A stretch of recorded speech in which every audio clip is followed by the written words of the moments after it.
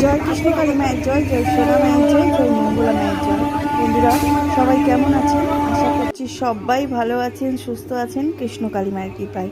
আমিও ভালো আছি। আজকে আমরা বেরিয়ে পড়েছি তারকেশ্বরের উদ্দেশ্যে। আমি, মা আর আমার বাবা তিনজনে মিলে রওনা দিয়েছি তারকেশ্বর বাবার কাছে জল ঢালার জন্য। আর পৌঁছেও গেছি। কিছুটা সময় আপনাদেরকে স্কিপ করেই দেখালাম, প্রত্যেকটা পয়েন্টে দেখালে অনেকটা ভিডিওটা লং হয়ে যেত, তাই জন্য কিছুটা করে আমি ভিডিওটা আপনাদের কাছে শেয়ার করব। এখানে প্রচুর পরিমাণে মেলা বসে। আর তারকেশ্বর হলো পশ্চিমবঙ্গের হুগলি জেলায় অবস্থিত। শিবতীর্থগুলোর মধ্যে অন্যতম প্রধান পবিত্র স্থান। এখানে লক্ষ লক্ষ ভক্তের ভিড় হয়ে থাকে বাবা তারকেশ্বরের আশীর্বাদ নিতে। এখানে দুধ পুকুরও আছে, যেখানে স্নান করে যদি আপনি মনের বাসনা জানান, অবশ্যই আপনার মনের বাসনা পূর্ণ হবে। মায়ের তারকেশ্বরের সবচেয়ে বড় উৎসব হলো চৈত্র মাসের গাজন। এই গাজনে অনেকেই সন্ন্যাস গ্রহণের জন্য ওইখানে যান। আমার মাও গিয়েছিল সন্ন্যাস নেবার জন্য ওই তারকেশ্বরের মন্দিরে, তার সাথে আমরাও গিয়েছিলাম। শ্রাবণ মাসেও তারকেশ্বরের রূপ বদলে যায়। গেরুয়া বসন পরে হাজার হাজার ভক্ত বোলবোম ধ্বনি দিয়ে শেওড়াফুলির গঙ্গার ঘাট থেকে ঘাড়ে করে জল নিয়ে গিয়ে বাবার মাথায় ঢালে। মাইল মাইল পথ হেঁটে যায়, কিন্তু আমরা গিয়েছিলাম ট্রেনে করে। আর ট্রেনে করে গিয়ে মা ওখানে সন্ন্যাস নিয়েছিল। এখানে প্রচুর পরিমাণে মেলা বসেছে, আপনারা দেখতেই পাচ্ছেন। আমি সমস্তটাই ভিডিও করে এনেছি। এখানে গিয়েই প্রথমে আমরা একটা বাড়ি ভাড়া করে নিয়েছিলাম। আর বাবার মন্দিরের সামনেই একটু বাড়িটা নিয়েছিলাম, কারণ ওখান থেকে জল ঢালতে বা বাবার কাছে যেতে মন চাইলেই খুব সহজেই চলে যেতে পারতাম। ভক্তি ভরে বাবার কাছে কিছু চাইলে তিনি কাউকে খালি হাতে ফেরান না। মায়ের দর্শনের আগে আমাদের বাবার দর্শন করা অবশ্যই কর্তব্য। দুধ পুকুরও তার মহত্ব হলো, মন্দিরের ঠিক পাশেই রয়েছে পবিত্র দুধ পুকুর। ভক্তি ভরে বিশ্বাস, এই পুকুরে স্নান করলে শরীর ও মনের শুদ্ধি ঘটে এবং অনেক কঠিন ব্যাধি থেকেও মুক্তি পাওয়া যায়। অনেক ভক্ত এখানে দণ্ডি কেটেও বাবার চরণে পৌঁছন। সবটাই আপনাদের সাথে শেয়ার করব, দেখতে থাকুন, স্কিপ করবেন না। দুধ পুকুরটা আপনাদের দেখাবো, দুধ পুকুরে স্নান করা দেখাবো, সেখান থেকে আবার দণ্ডি কেটে বাবার কাছে যাচ্ছে সেইটাও আমি আপনাদের সাথে তুলে ধরব। তারকেশ্বর মানে কেবল একটি মন্দির নয়, এটি কয়েকশো বছরের বিশ্বাস আর ভক্তির কেন্দ্রবিন্দু। শিব এখানে তারক বা ত্রাণকর্তা রূপে বিরাজমান, যিনি সংসার সাগর থেকে আমাদের মুক্তি দেন। মন্দিরের শান্ত পরিবেশ এবং ধূপধুনোর গন্ধ এক অন্যরকম আধ্যাত্মিক প্রশান্তি দেয়।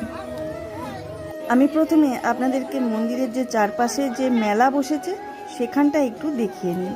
সেখানে অনেক রকম ডুরি, তারপরে প্রসাদ বসেছে, তারপরে অনেক রকম খেলনা, যেমন মেলা বসে সেই ধরনের একটা পরিবেশ।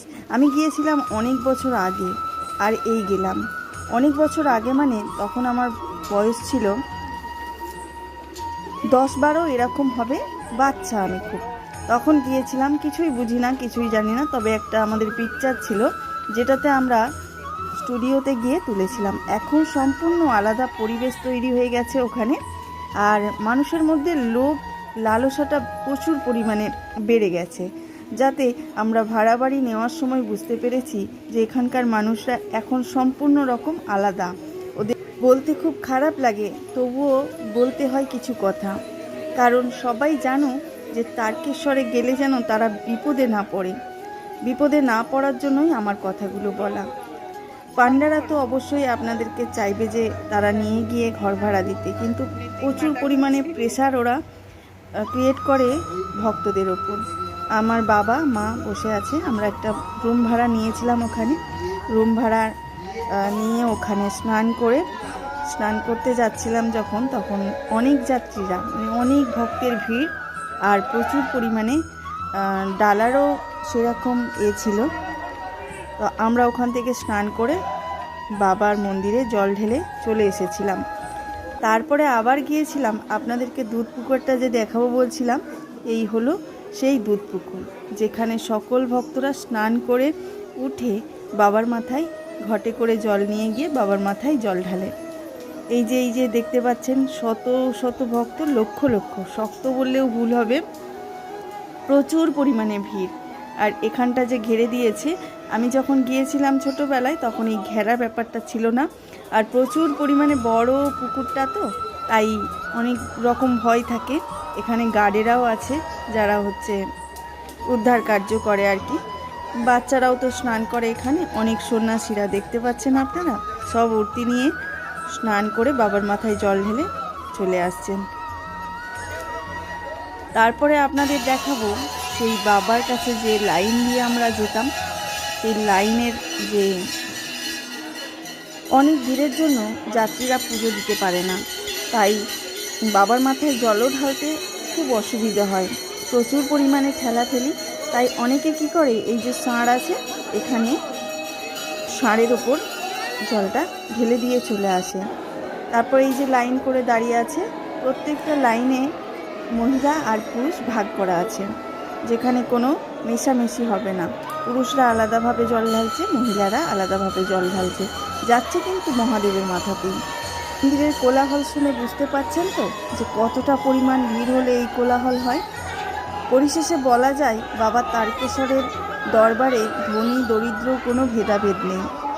ভক্তি ভরে একটি ঘটে গঙ্গাজল আর বেলপাতা অর্পণ করলেই ভোলানাথ সন্তুষ্ট। আপনি যদি কখনো মানসিক অশান্তিতে ভোগেন বা জীবনের দিশা হারান, তবে একবার তারকেশ্বর থেকে ঘুরে আসতে পারেন। সেখানে বাতাসেই যেন এক অদ্ভুত শক্তি আর শান্তি মিশে আছে। সত্যি এই দুধ পুকুরে স্নান করা আর মনের ইচ্ছা পূরণ করা একই রকম। মন্দিরের ঠিক পাশেই রয়েছে দুধ পুকুরটা। এই যে পুকুরটা দেখতে পাচ্ছেন, ভক্তদের অফুরন্ত বিশ্বাস এই পুকুরে স্নান করলেই সমস্ত দেহের রোগ জ্বালা ব্যাধি মনের অশান্তি সব কিছু দূরীভূত হয়। আর আমার মাকে দেখতে পাচ্ছেন, এখানে পুজো হয়। এই যে এই মন্দিরের যে সামনাটা গেটটা আছে, এখানে দাঁড়িয়ে আমাদেরও পুজো হয়েছে। ব্রাহ্মণ ঠাকুর ওখানে দাঁড়িয়ে মন্ত্র বলেন, গোত্র দিয়ে পুজো হয়, সুন্দরভাবে পুজো করেন। তবে খুব সাবধান, যদি যান দিনের বেলাতেই কিন্তু পকেটমার হয় এখানে। কারণ পকেটমার বলছি কেন, এখানে প্রচুর পরিমাণে লোভটা বেড়ে গেছে। ভক্তদেরকে কোনো রকম শান্তি প্রশান্তি দেওয়ার জন্য এদের কোনো মানসিক কোনো ইয়ে নেই। তাই জন্য আপনারা যদি যান তবে সতর্ক হন। যদি জানাশোনা থাকে তো আরও ভালো হয় ওখানে যাতায়াতের জন্য। আমরা গিয়েছিলাম, কোনো জানাশোনা নাই, তাই জন্য আমাদের এরকম হয়েছে। তো আপনারা যদি আসেন তাহলে আগে থেকে অবশ্যই মানে রুম বুকিং করে তবেই আসবেন, তাহলে খুব ভালো হয়। কারণ এখানে এলে প্রচুর পরিমাণে মানুষের ওপর মানসিক অশান্তি সৃষ্টি হয়। আমার এগুলো আবার অনেকটাই দূরে থাকি, আমার ভালো লাগে না, তাই কোনো পরিমাণ কোনো অশান্তি না করে আমরা ওখান থেকে ঘুরে বেরিয়ে চলে আসলাম।